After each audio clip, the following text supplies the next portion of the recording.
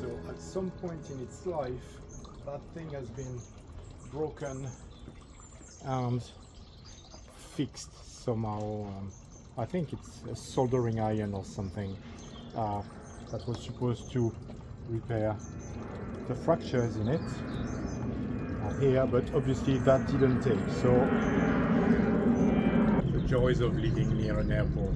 So this we are going to fix properly, all of it, because obviously it has failed again here and all around.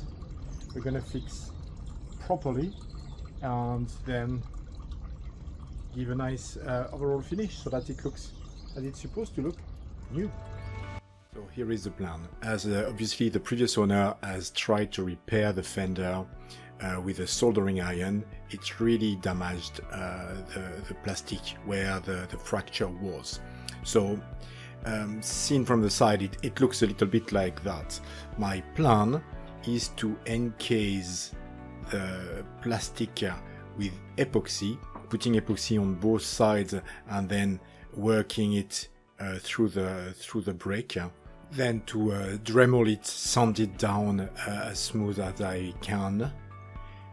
Then to put some primer, paint and clear coat. It's possible that it is so damaged that I will need to use a little bit of body filler as well, but that is the general idea. Let's go for it.